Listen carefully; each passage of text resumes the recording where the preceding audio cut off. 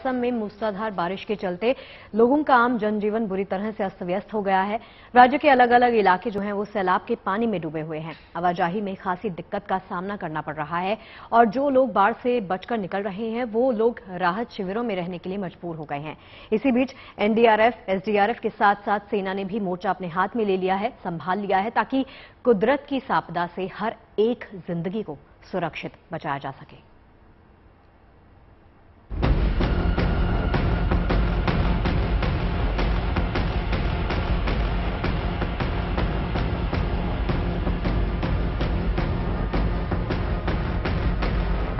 कुदरत के कहर के बीच जिंदगी की जंग जारी है। सैलाब से खुद को बचाने के लिए जिंदगी पानी पर तैर रही है। सुरक्षित ठिकाने के तलाश में लोग पानी के दरिया को पार करने में जुटे हैं। कोई लकड़ी के तख्ते पर सवार होकर महफूज ठिकाने की ओर जा रहा है तो कोई पैदल ही पानी के बीच रास्ता बनाता चल पड़ा है। इस मासूम को देखिए, पानी की थाह लेने के लिए ये लकड़ी का सहारा ले रहा है। बांस की लकड़ी को पुल के तौर पर इस्तेमाल करने की कोशिश कर रहे हैं। रस्सी का सहारा ले रहे हैं ताकि एक दूसरे का हाथ थामे पानी के तेज रफ्तार का मुकाबला कर सके, सैलाब से सुरक्षित बाहर निकल सके। हाहाकारी सैलाब से बचाने की जद्दोजहद जारी है। एक एक जिंदगी बेशकीमती है, एक एक जान अनमोल है। लिहाजा लोगों को बाढ़ की विभीषिका से बचाने के लिए देवदूतों ने भी अपनी पूरी ताकत झोंक दी है। बक्सर जिले में सैलाब में फंसे लोगों को बचाने में सेना जुटी हुई है। एक एक घर से लोगों को निकालकर नाव के जरिए रेस्क्यू किया जा रहा है। चलने फिरने में असमर्थ एक बूढ़ी महिला को जवानों ने सीढ़ी पर बिठा लिया, कंधों पर बिठाए गलियों के बीच से निकलते हुए दूर खड़ी नाव तक ले गए और बाकी लोगों के साथ सुरक्षित ठिकानों पर पहुंचाया।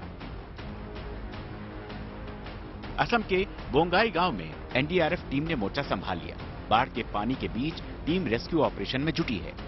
ये जवान न सिर्फ इंसानों को बचा रहे हैं बल्कि जानवरों को भी सुरक्षित ठिकानों पर पहुंचाने में जुटे हुए हैं। ये जलदूत।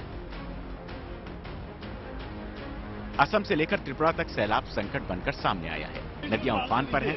ब्रह्मपुत्र, बेकी, मानस, कोपिली, जिया भराली, तकरीबन सभी नदियां खतरे के निशान से ऊपर बह रही हैं। नदियों का पानी अपनी मर्यादा तोड़कर शहरों और गांवों को अपनी चपेट में ले चुका है।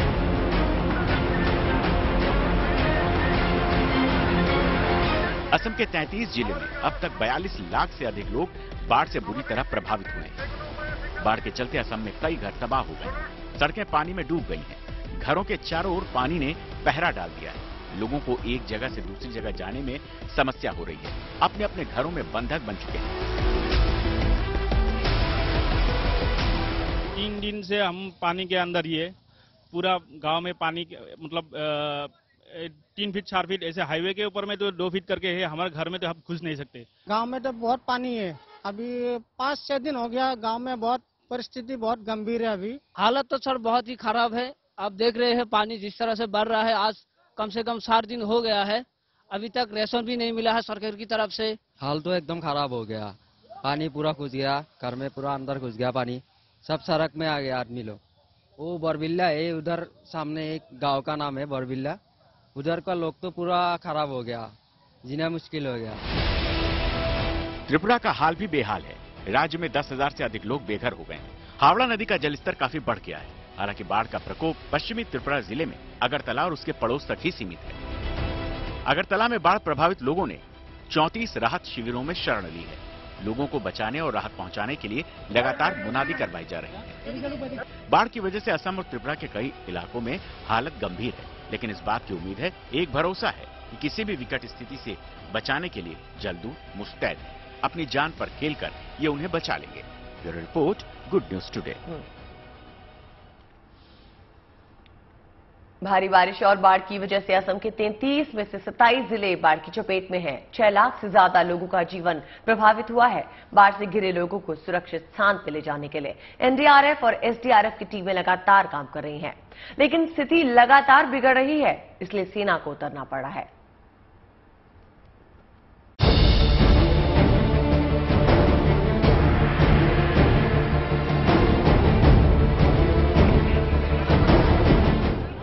बाढ़ की विभीषिका के बीच बेसहारा लोगों को सहारा मिला है। इस बेबसी में भी भरोसा है कि सुरक्षित ठिकानों तक पहुंचा दिए जाएंगे। बुजुर्ग, बच्चे, जवान सभी को इस त्रासदी से सकुशल बचाकर निकालने में जुटे हैं सुरक्षा बल के जवान। बाढ़ में फंसे लोगों को बचाने के लिए सुरक्षा कवच बनाया गया। सुरक्षा घेरा बनाकर रस्सी के साथ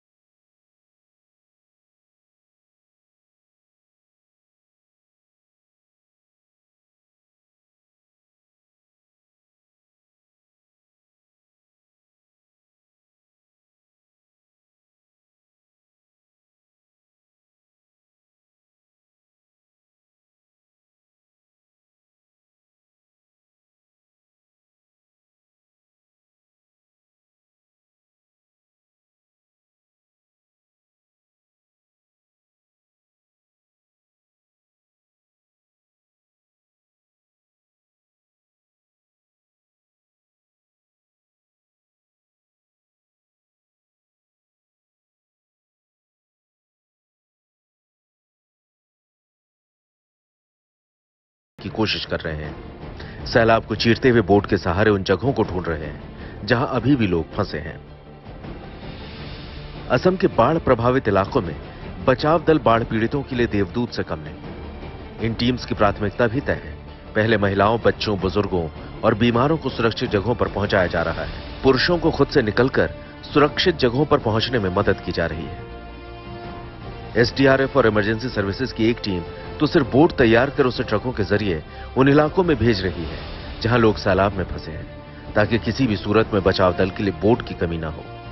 मौसम विभाग की माने तो असम के बाढ़ प्रभावित इलाकों में हालात सुधर सकते हैं। पानी का स्तर नीचे जा सकता है, यानी जल्द ही इन लोगों की जिंदगी फिर से पटरी पर लौटेगी। Bureau report, good news today. अब देखिए, असम के जो तमाम हालात इस वक्त हम आपको दिखा रहे हैं वही एक एक करके आपको बयां करने जा रहे हैं। असम बाढ़ के संकट से लगातार जूझता जा रहा है। लाखों लोगों को घर बार भी छोड़ना पड़ा। चलिए आपको ग्राफिक्स के जरिए समझाते हैं कि कैसे असम में हमारी सेना एक एक करके एक एक जिंदगी को बचाने में जुटी हुई है और ये मिशन 24/7 लगातार जारी है। असम में बाढ़ से करीब 42 लाख से ज्यादा लोग प्रभावित हुए हैं। अदिति, कोपली नदी इस वक्त बाढ़ के निशान से सबसे ज्यादा ऊपर बह रही है और ब्रह्मपुत्र, बेकी, मानस नदी का पानी भी खतरे के निशान से ऊपर ही बह रहा है। जी हां, देखिए, सबसे ज्यादा बारपेटा जिले में बाढ़ ने तबाही मचाई है। राज्य में 1.56 लाख लोगों को 541 राहत शिविरों में रखा गया है। जी हां, और असम के 7 जिलों में सेना का बचाव अभियान जारी है। राहत शिविरों में लोगों को पहुंचाने में जुटी है सेना के जवान और ये दिन रात बहुत मेहनत कर रहे हैं। देखिए, गंभीर रोगियों, बुजुर्गों की जान बचाने में भी जुटी सेना के जवान जी जान से लगातार काम कर रहे हैं। महिलाएं हों, बच्चे हों, इनको प्राथमिकता दी जा रही है और प्राथमिकता के आधार पर ही सुरक्षित ठिकानों पर इन सभी को भेजा जा रहा है। और अब तक सेना ने 4500 से ज्यादा लोगों को बचाया है। वहीं एनडीआरएफ, एसडीआरएफ भी राज्य में लोगों की जान बचाने में जुटे हुए हैं। तो बता दें आपको, असम में बाढ़ से इंसान ही नहीं बेजुबान भी परेशान है, लेकिन प्रशासन ने इन बेजुबानों को बचाने की कवायद भी की है। तमाम जंगली जानवर बाढ़ से बचने के लिए ऊंचे इलाकों में जा रहे हैं।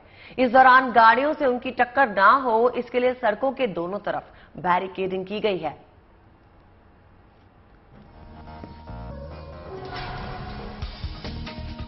असम एक बार फिर से बाढ़ की चपेट में है। कई इलाकों में भारी बारिश के बाद पानी भर गया है। ऐसे में काजीरंगा राष्ट्रीय उद्यान में बाढ़ से बचने के लिए जानवर ऊंची जगह जाकर शरण लेने की कोशिश कर रहे हैं, लेकिन तेज रफ्तार वाहनों की चपेट में आने से पिछले दिनों कई जानवरों की मौत हो गई। जिसके बाद स्थानीय प्रशासन ने वन्य विभाग के साथ मिलकर शानदार पहल की है और जगह जगह बैरिकेडिंग की गई है। साथ ही स्पीड कम करने की हिदायत दी गई है ताकि किसी जानवर को रोड पार करते समय कोई नुकसान न पहुंचे। दरअसल काजीरंगा में इस मौसम में जानवरों का हाईवे पार करना और बाढ़ के दौरान पहाड़ियों की ओर बढ़ना आम बात है। वाहन चालक अक्सर राष्ट्रीय उद्यान क्षेत्र में वाहन चलाने के लिए वन और परिवहन विभागों द्वारा लगाए गए नियमों की धज्जियां उड़ाते हैं, जिसको लेकर अब सख्ती बरती जा रही है।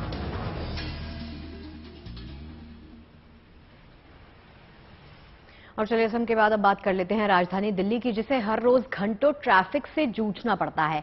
लेकिन प्रगति मैदान टनल के उद्घाटन के बाद आज टनल के पब्लिक ट्रायल का दिन है। कल ही प्रधानमंत्री नरेंद्र मोदी ने प्रगति मैदान टनल का उद्घाटन किया, जिसके बाद इसे पब्लिक के लिए, आम लोगों के लिए खोल दिया गया है। इस अंडरपास को खास चित्रकारी से सजाया गया है। पूरा कॉरिडोर सीसीटीवी कैमरा से लैस है और आधुनिक तकनीक के साथ इसका निर्माण किया गया है। पानी की निकासी का खास इंतजाम है। हफ्ते के पहले दिन ट्रैफिक ज्यादा रहता है, इस लिहाज से देखा जाए तो आज इस अंडरपास का असली ट्रायल का दिन भी है। जी और उम्मीद यही की जा रही है कि प्रगति मैदान ट्रांजिट कॉरिडोर दिल्ली की रफ्तार को नया आयाम देगा और दिल्ली वालों को ट्रैफिक जाम से राहत मिलेगी। दिल्ली एनसीआर वासियों के लिए खुल गए हैं और सबसे खास बात यह है कि इन टनल और अंडरपास के खुल जाने से दिल्ली एनसीआर के रहवासियों को अब ट्रैफिक की समस्या से नहीं जूझना पड़ेगा, क्योंकि अमूमन पीक आवर्स के दौरान दिल्ली में ट्रैफिक की समस्या होती है, जिससे लोगों को आने जाने में बहुत दिक्कत होती है। अब इस टनल की यदि हम बात करें तो इसे खास तौर पर 6 कॉरिडोर की लेन वाली टनल है और साथ ही साथ कॉरिडोर की मुख्य सुरंग प्रगति मैदान से गुजरते हुए पुराना किला रोड होते हुए रिंग रोड को इंडिया गेट से जोड़ती है। इसके जरिए प्रगति मैदान की विशाल बेसमेंट पार्किंग तक भी पहुंचा जा सकता है और इसकी सबसे खास बात यह है कि प्रगति मैदान कॉरिडोर बनने के बाद अनुमानित 16,400 टन कार्बन डाइऑक्साइड हर साल उत्सर्जित कम होगा, यानी कि प्रति कार के हिसाब से ईंधन की बचत प्रति वाहन प्रति घंटे 600 मिलीलीटर होगी। और इस टनल की सबसे खास बात यह है कि इसे सभी तरह से आधुनिकता को ध्यान में रखते हुए बनाया गया है। ये सीसीटीवी से लैस है, इसमें प्रॉपर वेंटिलेशन भी दिया गया है और आप देखिए इनकी दीवारों पर जिस तरह से पेंटिंग्स बनाई गई है, जिस तरह से इन दीवारों पर उकेरा गया है, ये भी अपने आप में बेहद खूबसूरत है। और कहा जा रहा है कि हर एक दीवार पर अपने आप में एक अलग तस्वीर बनाई गई है, हर एक पिलर पर अलग रंग से यहाँ पर तस्वीरें बनाई गई है, पेंटिंग बनाई गई है। और इसी तरह की टनल जो है ये काफी लंबी टनल है जो एक रास्ते से दूसरे रास्ते को जोड़ेगी और दिल्ली एनसीआर वासियों को ट्रैफिक से बचने में मदद करेगी। कैमरा पर्सन मनीष झा के साथ दिल्ली से तेजश्री पुरंदरे। बता दें आपको खास बात यह है कि प्रगति मैदान टनल के शुरू होने से इस रूट पर बरसात के मौसम में जल जमाव से लोगों को राहत मिलेगी। बारिश के पानी से निपटने के लिए खास इंतजाम यहां पर किए गए हैं। देखिए क्या खासियत है इसकी। तकरीबन 1.5 किलोमीटर की ये पूरी टनल है जो कि प्रगति मैदान से रिंग रोड, आश्रम, अक्षरधाम, नोएडा, गाजियाबाद जाने वाले लोगों को बड़ी राहत देगी। इस पूरी टनल में बहुत ही सुंदर तरीके से लाइटिंग की व्यवस्था की गई है। आप तस्वीरें देख सकते हैं कि इस पूरे कॉरिडोर की जितनी भी दीवारें हैं उन पे अलग अलग तरीके की कारीगरी भी आपको देखने को मिलेगी। इसके साथ ही अगर बात की जाए तो हर दूरी पर आपको सीसीटीवी कैमरा जो है वो यहाँ पर नजर आएगा। साथ ही पूरे मार्क्स नजर आएंगे कि अगर आपको किस रूट पर जाना है, अगर आपको प्रगति मैदान का रास्ता लेना है तो आप ले सकते हैं। इसके अलावा अगर आपको रिंग रोड जाना है तो आप जा सकते हैं।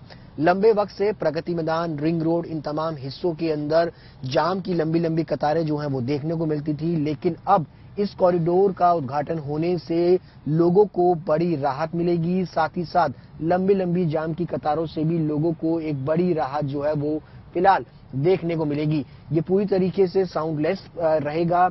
और इसके अलावा अगर बात की जाए तो बारिश के दिनों में अक्सर दिल्ली की तमाम सड़कों पर और जितने भी अंडरपास होते हैं उन पे जल भराव की स्थिति जो है वो देखने को मिलती है, लेकिन इस पूरे कॉरिडोर में बारिश के पानी के लिए भी अलग व्यवस्था जो है वो की गई है। चलिए, प्रगति मैदान कॉरिडोर के बाद अब बात जरा योगा की कर ली जाए, क्योंकि कल योग दिवस है। देखिए, अंतर्राष्ट्रीय योग दिवस को लेकर तैयारियां जोर शोर से चल रही हैं। पूरी दुनिया में इसकी तैयारी की तस्वीरें हम आपको दिखाएंगे। कोरोना काल के 2 साल के बाद मनाया जाने वाला अंतर्राष्ट्रीय योग दिवस इस बार और भी भव्य ऐतिहासिक हो, इसे लेकर केंद्र सरकार ने बड़े पैमाने पर तैयारियां शुरू कर दी हैं।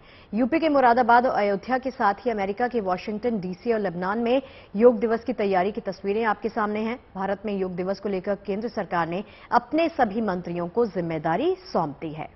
प्रधानमंत्री नरेंद्र मोदी सहित सभी 29 कैबिनेट मंत्री और राज्य मंत्री अलग अलग स्थानों पे मौजूद रहने वाले हैं। इस बार योग दिवस पे खास तैयारी केंद्र सरकार की तरफ से इसलिए भी की गई है कि कोरोना काल में 2 वर्षों तक योग दिवस नहीं मनाया गया था। लिहाजा प्रधानमंत्री सहित सभी कैबिनेट मिनिस्टर्स योग दिवस के मौके पर देश के अलग अलग स्थानों पर मौजूद रहेंगे और आम लोगों के साथ योग करेंगे। आजादी के 75वें वर्ष के मौके पर मनाए जा रहे अमृत महोत्सव के तहत केंद्र के 75 मंत्री देश के 75 महत्वपूर्ण स्थानों पर योग दिवस में भाग लेंगे। देखिए, खुद प्रधानमंत्री नरेंद्र मोदी मैसूर में ऐतिहासिक मैसूर पैलेस मैदान में 15,000 लोगों के साथ योग करेंगे, तो गृह मंत्री अमित शाह महाराष्ट्र के नासिक में त्र्यंबकेश्वर ज्योतिर्लिंग मंदिर परिसर में आयोजित होने वाले योग कार्यक्रम में हिस्सा भी लेंगे। बता दें आपको, प्रधानमंत्री आज से 2 दिन के कर्नाटक दौरे पे हैं, जहां वो कई कार्यक्रम में शिरकत करेंगे। प्रधानमंत्री मोदी इस मौके पे सूबे को करोड़ों की परियोजनाओं की सौगात देंगे। इसके साथ ही अंतर्राष्ट्रीय योग दिवस पे प्रधानमंत्री मोदी मैसूर में योग करते हुए भी नजर आने वाले हैं।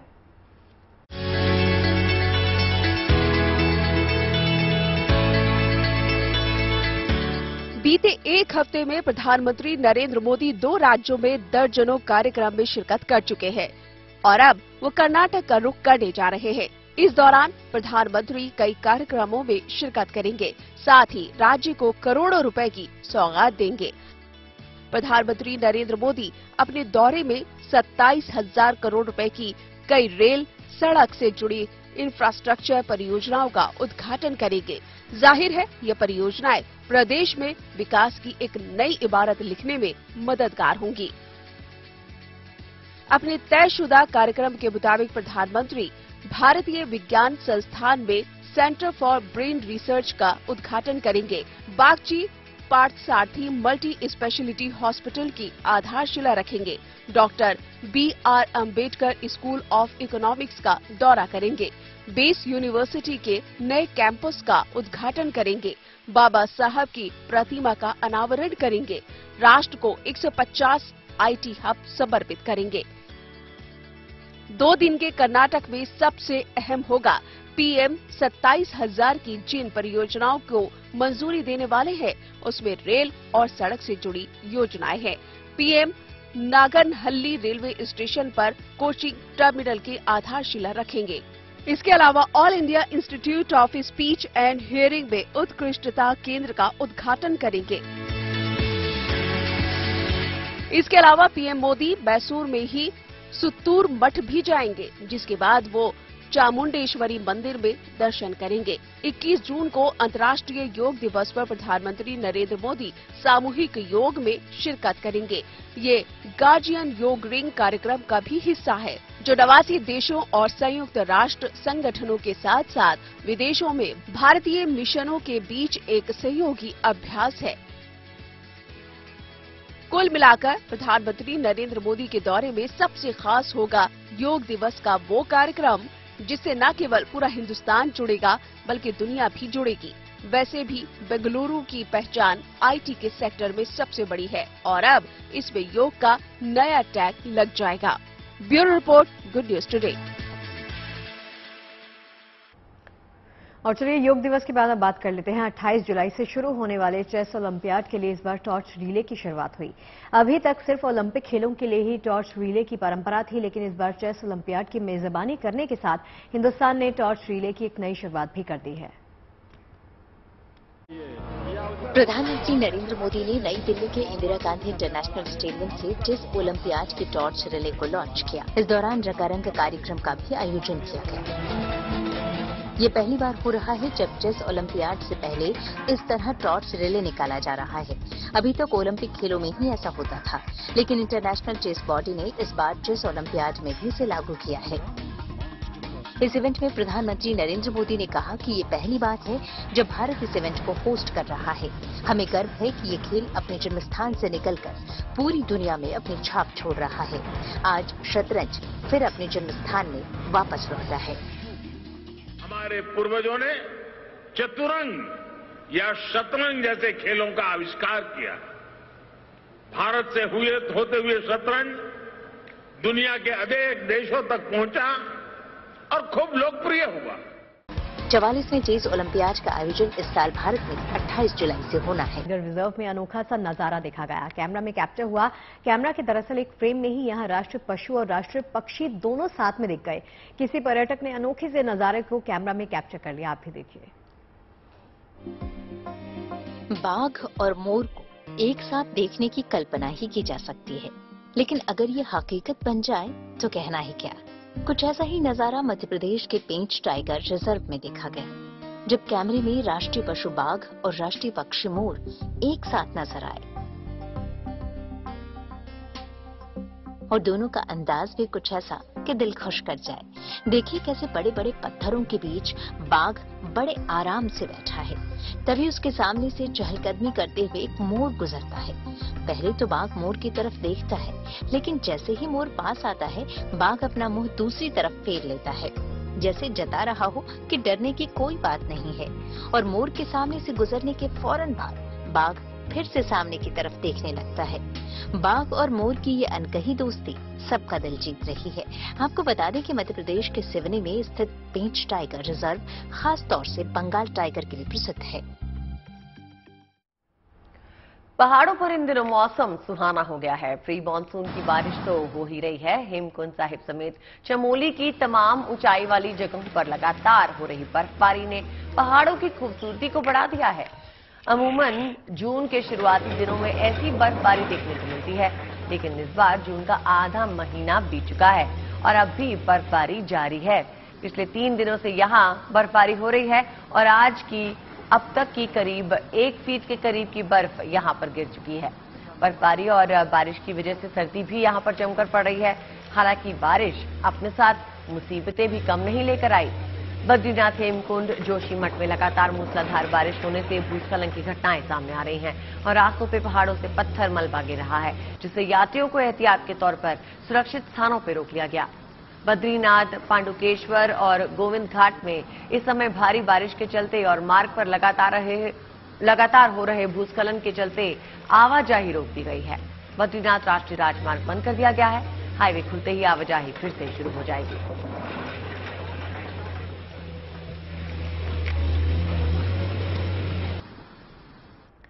देखिए, अगर कोई सीखने के लिए दृढ़ है और कड़ी मेहनत करने के लिए तैयार है तो उम्र भी बीच में बिल्कुल नहीं आती। बढ़ती उम्र में 10वीं पास कर कमाल करने की 2 तस्वीरें ठीक आपके सामने। पहली तस्वीर मुंबई की। मुंबई में 50 साल के एक बीएमसी सफाई कर्मी की, जिन्होंने इस उम्र में 10वीं की परीक्षा पास कर अपना हौसला दिखाया। तो वहीं दूसरी तस्वीर महाराष्ट्र के ही रत्नागिरी की एक पूर्व मेयर की तस्वीर है, जिन्होंने 55 साल की उम्र में 10वीं की परीक्षा पास करके कमाल कर दिया है। ये दोनों ही हौसले की मिसाल बन गए हैं। दोनों यही संदेश देते हैं कि किसी भी उम्र में कोई भी काम आसानी से कर सकते हैं और अगर सफलता आप हासिल करना चाहते हैं तो कुछ भी आपके लिए इम्पॉसिबल नहीं।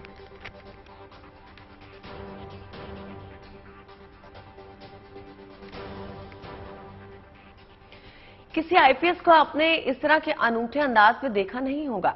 ये हैं गाजियाबाद के एसएसपी मुनीराज, जो फिटनेस के मामले में अव्वल हैं। रविवार को तो उन्होंने कमाल ही कर दिया। एसएसपी मुनीराज ने 5-7 नहीं बल्कि पूरे 85 किलोमीटर साइकिल चलाई। एसएसपी गाजियाबाद ने दिल्ली मेरठ एक्सप्रेस वे पर साइकिल चलाई और पूरे 85 किलोमीटर का सफर तय करने के बाद ये वीडियो ट्विटर पर शेयर किया। इस सफर में उन्होंने रास्ते में ड्यूटी कर रहे सिपाहियों से मुलाकात की। बहरहाल एसएसपी की फिटनेस के सब कायल हो गए हैं।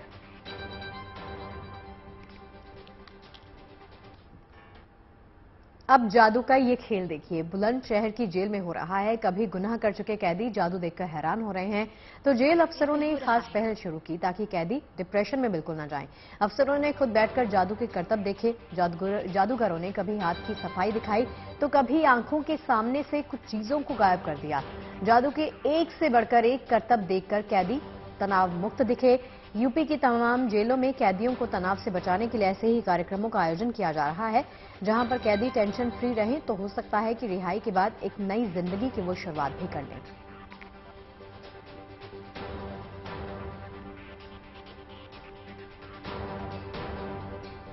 और अब बात 22 मिनट की, जिसमें एक हादसा होते होते बच गया। पटना एयरपोर्ट से स्पाइस जेट के एक विमान ने दिल्ली के लिए उड़ान भरी, लेकिन कुछ ही मिनटों के अंदर इस विमान के लेफ्ट विंग में आग लग गई। लेकिन किसी बड़े हादसे से पहले विमान की इमरजेंसी लैंडिंग करवा दी गई और 185 लोगों की जान बच गई।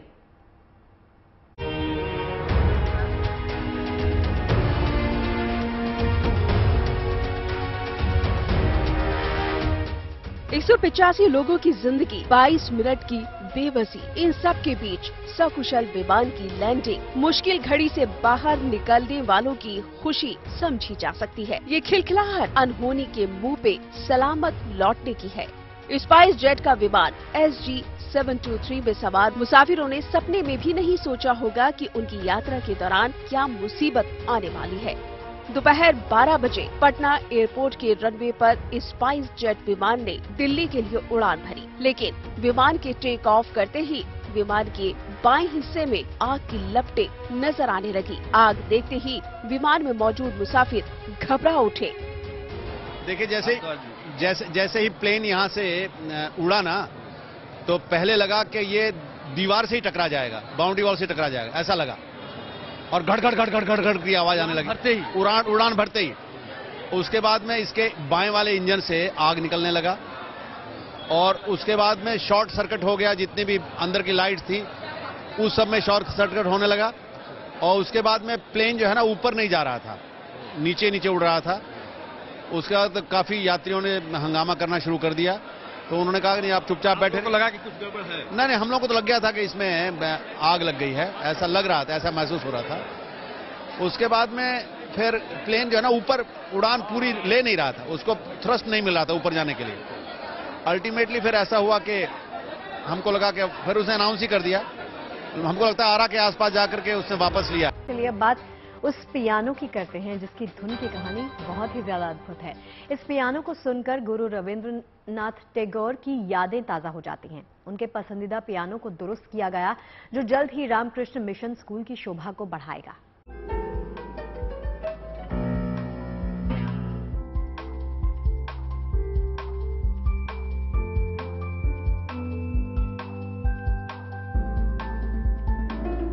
सदियों पुराने दुर्लभ पियानो से संगीत के स्वर निकल रहे हैं। पियानो की जो कंपन सालों पहले खामोश हो गई थी, उसके तारों से कसे की बोर्ड में धुन सिमट रही है। कई पीढ़ियों को खुद में समेटे इस पियानो की कहानी राष्ट्रगान लिखने वाले रविंद्रनाथ टैगोर से जुड़ी है, जिनकी उंगलियां कभी इस पियानो के कीबोर्ड को बड़े प्यार से सहलाती थी, जो बरसों बाद फिर से संगीत बिखेरने के लिए बेकरार है। कहते हैं सुरों का संबंध इतिहास से होता है। कोलकाता के इस छोटे से वर्कशॉप में पिछले 3 सालों से एक पियानो को ठीक करने की कोशिश की गई, जिसके ताल्लुकात सीधे एक इतिहास से हैं। ऐसे पियानो 18वीं सदी से पहले तैयार किए जाते थे, जो अब नहीं बनते, ना ही इन्हें बजाने वाले मिलते हैं। लेकिन इस पियानो के प्रति जो प्रेम रामकृष्ण मिशन स्कूल ने दिखाया, उसी का नतीजा है कि इसे पुरुलिया से वर्कशॉप में पहुंचाया गया,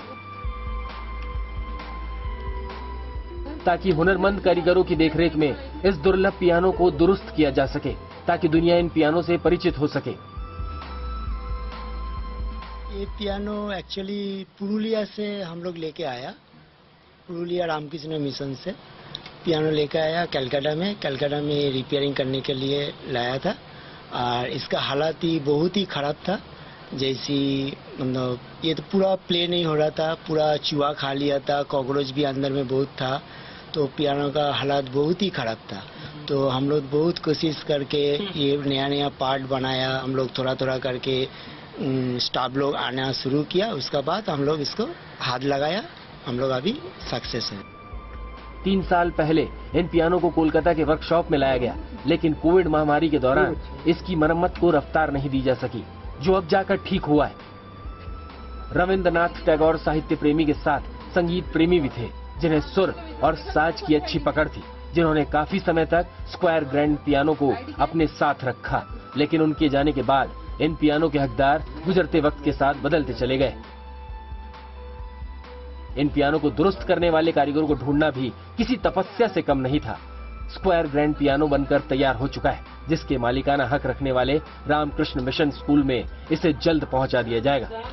फिलहाल ये पियानो बज तो रहा है, लेकिन 3 साल पहले ये पियानो का सुर ठीक तरीके से लग नहीं रहा था। दरअसल इस पियानो के बारे में हम आपको बताना चाहेंगे, क्योंकि इस पियानो के ताल्लुकात बिल्कुल इतिहास से है। ये है स्क्वायर ग्रैंड पियानो, जो 18वीं सेंचुरी के बाद बनना बंद हो गया और फिलहाल कोलकाता के एक वर्कशॉप में पिछले 3 सालों से ये यहाँ पर था और एक कड़ी मशक्कत के बाद इसको ठीक किया गया है। लेकिन इसका ताल्लुकात इतिहास से इस तरीके से है क्योंकि ये पियानो यानी ये स्क्वायर ग्रैंड पियानो जो है, ये गुरुदेव रविंद्रनाथ टैगोर वो खुद इस्तेमाल करते थे। उन्होंने शिलोंग में 3 दफे वहां पर रहे तो उनके घर में ये पियानो था और हम समझ सकते हैं कि सारे लोगों के लिए बहुत खास है और ये बिल्कुल बनकर तैयार हो गया है। अब फिर से वो पुरुलिया रामकृष्ण मिशन पहुंच जाएगा और वहां पर रखा जाएगा। कैमरा पर्सन श्याम सुंदर घोष के साथ ऋतिक, कोलकाता से GNT के लिए। और चलिए पहुंच गए हैं लंच टाइम के अंतिम पड़ाव पर, जहां पर आपको दिखाएंगे किसी महान शख्सियत की कही बातें। अरस्तू ने कहा है कि बिना साहस के आप इस दुनिया में कोई काम नहीं कर सकते। साहस ही दिमाग की महानतम विशेषता है।